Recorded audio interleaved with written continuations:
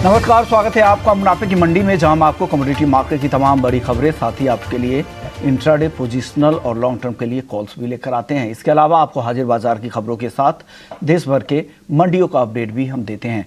चलिए सबसे पहले शुरुआत आज करते हैं गोल्ड और सिल्वर से, जहां पर कल की 2 दिनों की तेज गिरावट के बाद कल शाम के सत्र से हमने देखा एक रिकवरी यहाँ पर दिख रही है। लेकिन ये रिकवरी कितनी टिकाऊ है, क्या ये रिकवरी सिर्फ 1-2 दिनों के लिए है या लंबी चलेगी, आगे भी ये तेजी जाएगी या फिर से गिरावट हावी हो सकती है? हमारे साथ 3 मेहमान हैं जो आज आपको गाइड करने वाले हैं। धर्मेश भाटिया हैं एमिरेट्स एनवीडी से, किशोर नारने हैं मोतीलाल ओसवाल फाइनेंशियल सर्विसेज से और वंदना भारती हैं एसएमसी ग्लोबल सिक्योरिटी से। आप तीनों मेहमानों का बहुत बहुत शुक्रिया। वंदना जी, आप बताइए, आप क्या सलाह दे रही है गोल्ड में अब? विश्वमन जी, मुझे लग रहा है यहाँ पे कि एक करेक्शन जो था वो यहाँ पे आया है और यहाँ से काफी स्टीप करेक्शन था। $400 के उछाल के बाद हम लोगों ने $100 का गिरावट आता हुआ देखा है यहाँ पे। तो एक बाउंस यहाँ पे बन रहा है आज के दिन में, और कल ही ये इंडिकेशंस आ गए थे बाउंस के, और डेटा पे फिर से मार्केट जो है कॉन्सेंट्रेट कर रही है कि डेटा किस तरीके का है।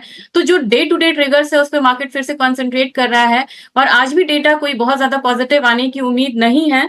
मेरे ख्याल से बाइंग गोल्ड में कंटिन्यू रहना चाहिए। 71,000 का लेवल रहेगा जहां पे बाइंग का यहाँ पे सलाह रहेगी। टारगेट होगा 71,300 का, स्टॉप लॉस लगाना चाहिए 70,900 का। और मेरे ख्याल से कल भी डेटा यहाँ पे वीक है, जीडीपी नंबर्स यहाँ पे वीक आने हैं यूएस के, तो एक जो बाउंस है वो यहाँ पे आ सकता है गोल्ड में, लेकिन लिमिटेड अब अपसाइड है गोल्ड में।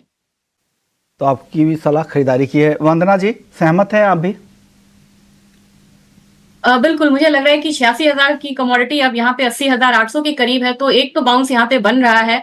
और टेक्निकली भी यहाँ पे मुझे लग रहा है कि चार्ट पे कि एक बाउंस यहाँ पे दिखेगा 80,600 के करीब, यहाँ पे 800 के करीब यहाँ पे बाइंग की सलाह रहेगी। 81,400 का टारगेट होगा।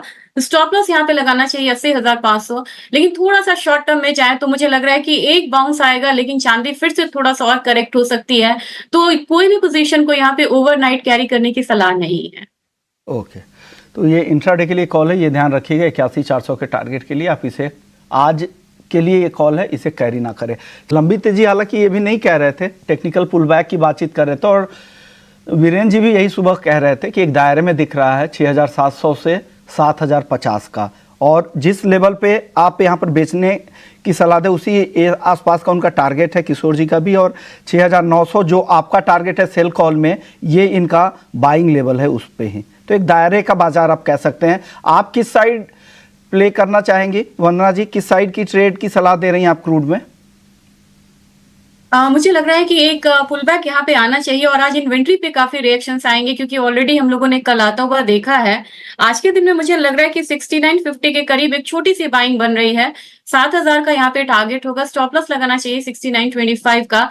मुझे भी लग रहा है कि 7,000 से 7,050 तक एक अपसाइड देखने को मिलेगा। बाद में जाके हम इसमें एक करेक्शन देख सकते हैं हायर लेवल पे। तो ये व्यू है, बिल्कुल सिमिलर व्यू है, बहुत ज्यादा कंफ्यूजन नहीं है। भले ही सेल कॉल आपको दिख रहा हो तो ऊपर की तरफ सेल है। जो टारगेट है वंदना जी के या किशोर जी के, उसी आसपास में ऊपर में यहाँ पर बेचने की सलाह है धर्मेश जी की तरफ से।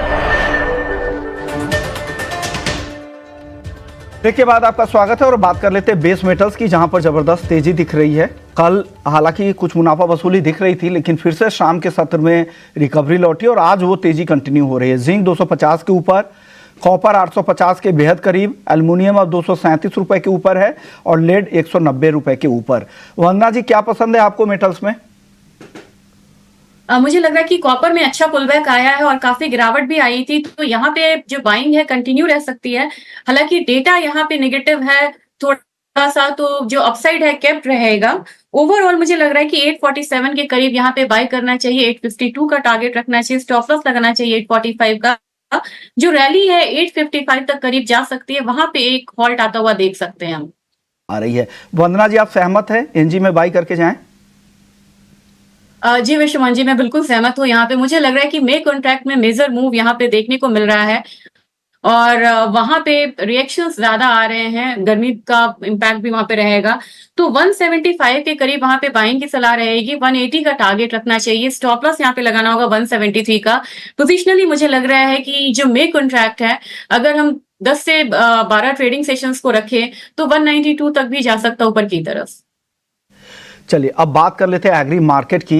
एग्री मार्केट में सबसे पहले हल्दी की बातचीत करते हैं, क्योंकि हल्दी में पिछले हफ्ते हमने देखा था लास्ट 3 कारोबारी दिनों में 17% से ज़्यादा दाम बढ़ गए थे। हालांकि मंडे के सत्र में थोड़ी गिरावट दिखी, कल फिर से 6% का ऊपरी सर्किट और आज दायरे में कारोबार हो रहा है। हल्की नरमी, हल्की मुनाफा वसूली है, 19,500 के आसपास अभी भी है। इंडस्ट्रियल बाइंग को लेकर खबर आ रही है कि बहुत सारे इंडस्ट्री असमंजस में हैं कि कैसे वो अपनी इन्वेंट्री पूरा करे, कैसे प्रोक्योर करे। इस तरह की चिंता उनके पास है, क्योंकि हल्दी के दाम जिस तेज़ी से बढ़े हैं और हल्दी का जो इस्तेमाल का जो दायरा है वो काफ़ी बड़ा है। सिर्फ मसाले कंपनियां ही नहीं खरीदती है, बड़ी बड़ी एफएमसीजी कंपनियां भी खरीदती है, चाहे वो स्नैक्स के लिए खरीदारी हो, अचार जैसी चीज़ों के लिए खरीदारी, बहुत सारी इसके मल्टीपल यूजेज है हल्दी के, उनके लिए भी हल्दी की खरीदारी होती है। वंदना जी, क्या लग रहा है, दाम कहाँ तक जा सकते हैं? क्या ये लेवल खरीदारी के लिए सही है क्या, 19,000 19,500 के आसपास? विश्वमन जी, सारी जो ट्रेडिंग एक्टिविटीज है स्पाइसेस में वो सबसे ज्यादा अभी टर्मरिक में हो रही हैं, जिसकी वजह से हम लोगों ने एक अपर सर्किट भी लगता हुआ देखा है। और साथ में देखा जाए तो उसका डिमांड कॉस्मेटिक्स से लेके आपको फार्मास्यूटिकल में भी है।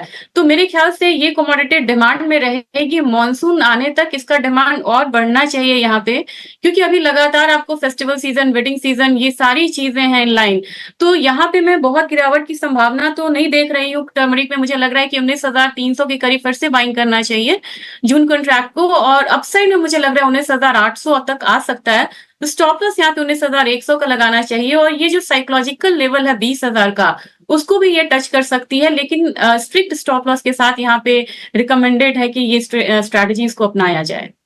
वंदना जी, जीरा बताइए क्या करना चाहिए? जीरा, क्या ये जो आज रिकवरी दिख रही है 1% से ज़्यादा की, कल भी तेजी दिखी थी 22,500, क्या अब थक जाएगा जीरा यहाँ से? क्योंकि जिस तरह के अराइवल्स की नंबर्स आ रहे हैं राजस्थान से, गुजरात से, वो बम्पर अराइवल्स, इंटरनेशनल सप्लाई भी इस बार काफ़ी ज़्यादा रहने वाली है, 3-3, 4-4 गुना ज़्यादा सोइंग हुई है टर्की और चाइना में। क्या लग रहा है आपको, जीरे में इस बार बहुत तेज़ी नहीं है क्या? वो तेजी तो अब मुझे नहीं लग रहा है कि यहाँ पे रिपीट होगी, लेकिन कैरी फॉरवर्ड का यहाँ पे थोड़ा सा फर्क आएगा, जो थोड़ा सा कम है यहाँ पे। तो मेरे ख्याल से विश्वमन जी, मुझे लग रहा है कि 21,000 20,000 स्पॉट मार्केट हो या फ्यूचर्स हो, ये एक बेस बना चुका है और वहां से बार बार हम अपसाइड आता हुआ देख रहे हैं। यानी कि 20,000 के करीब एक कमोडिटी टिकती नहीं है, बार बार वहां से एक बाइंग क्रिएट होता है।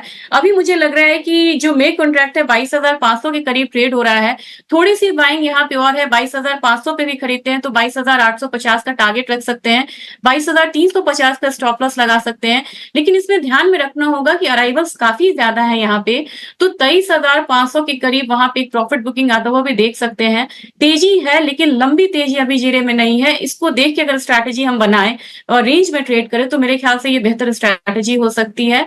21,000 के करीब बाइंग करें, 23,500 के करीब यहाँ पे बिकवाली करके चले, तो रेंज ट्रेड का माहौल अभी रहेगा जीरे में। ओके, रेंज रहेगा। नीचे की तरफ आप 21,000 का एक बेस मान ले और ऊपर 23,000 से 23,500 ऊपर में, वहां पर आप निकलने की कोशिश करें और वहां पर बेचने की भी सलाह है। चलिए धनिया बताइए, क्या धनिया 7,500 के आसपास खरीदारी के लिए वैल्यू बाई है क्या? वंदना जी, मुझे लग रहा है कि नेक्स्ट बाइंग, जी विश्वमान जी, मुझे लग रहा है नेक्स्ट बाइंग अब यहाँ पे धनिया में ही आएगी, क्योंकि अब ट्रेड एक्टिविटीज इसमें हो सकती हैं।